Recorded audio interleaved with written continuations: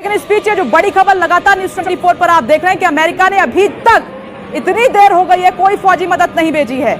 Ukraine के Kharkiv में देर हो गई है कोई फौजी मदद नहीं भेजी है।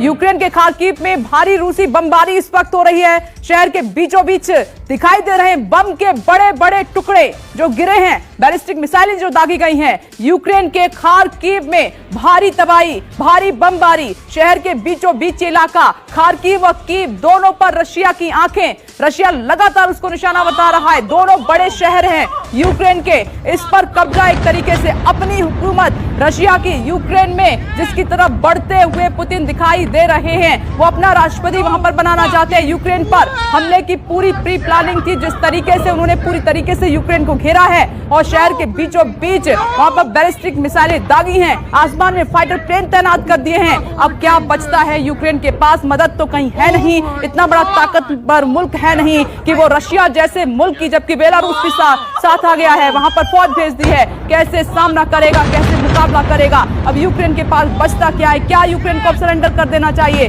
क्या अपनी लोगों की जान बचाने के लिए राष्ट्रपति को जिम्मेदारी लेते हुए इस्तीफा दे देना चाहिए? क्या पुतिन से बात कर लेनी चाहिए? संजीव, ये कई बड़े सवाल अब आगे खड़े हो गए हैं। बीचों बीच बमबारी, अमेरिका की तरफ से ना तो कोई बॉम्बर उड़ा, ना कोई अभी तक फौज भेजी गई है, लेकिन यूक्रेन तबाह हो रहा है।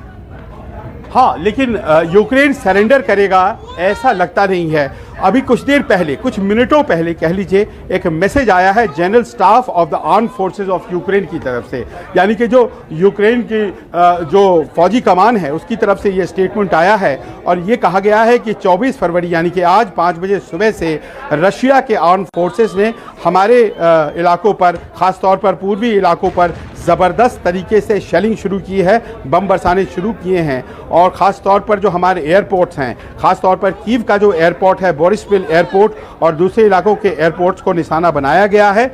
और हमारे साथ ये जो अग्रेशन है, ये शेलिंग और टेरिटरी को, हमारी इलाके को कब्ज़े में लिया जा रहा है, जो कि यूक्रेन के और रशिया के बॉर्डर के इलाके हैं। और ये भी कहा जा रहा है कि यूक्रेन की जो आर्म फोर्सेस है वो टक्कर दे रही हैं, वो लड़ रही हैं और किसी तरह से वो रक्षा करने की कोशिश कर रही हैं। और एक लाइन लिखते हैं इस बयान में, जो सैन्य शक्तियां हैं आर्म फोर्सेस यूक्रेन की हैं, उनकी तरफ से आई है ये बात, सिचुएशन इज़ अंडर कंट्रोल, वो कह रहे हैं। और ये कह रहे हैं कि ये बात कि रूस के सेनाएं ओडिशा में घुस गई हैं, ये गलत है, ये उचित नहीं है, ये सही नहीं है। यानी कि वो थामना चाह रहे हैं, कह रहे हैं कि हम लड़ रहे हैं, ऐसा नहीं है कि हमने सरेंडर कर दिया है। हमारी सेनाएं जो हैं वो लड़ रही हैं, हम सैन्य शक्ति का इस्तेमाल रूसी अग्रेशन की तरफ कर रहे हैं। और ये जो खबरें फैलाई जा रही हैं कि ओडिशा में रशियन सोल्जर्स घुस गए हैं, ऐसा नहीं है। शेलिंग चल रही है, बम बरसाए जा रहे हैं, लेकिन दूर से किया जा रहा है। संजीव, एक और बड़ी खबर आ गई है। अब पूर्वी नहीं, पश्चिमी यूक्रेन पर भी रूस का हमला।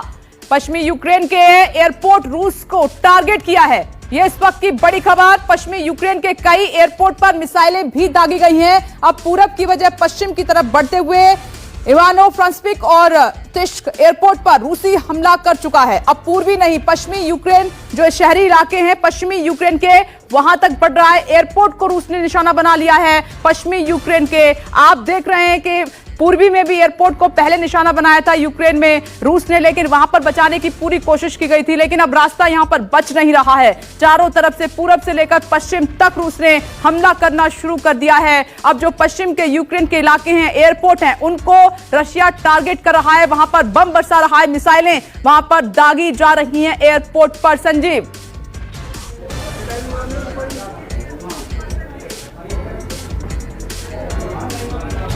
तो पश्चिम का ये लुत्चेक एयरपोर्ट जहां पर यूक्रेन पर हमला किया गया है रशिया की तरफ से, रूस की तरफ से बैलिस्टिक मिसाइलें दागने का सिलसिला लगातार जारी है। आखिर कितना यूक्रेन को झुकाना चाहता है?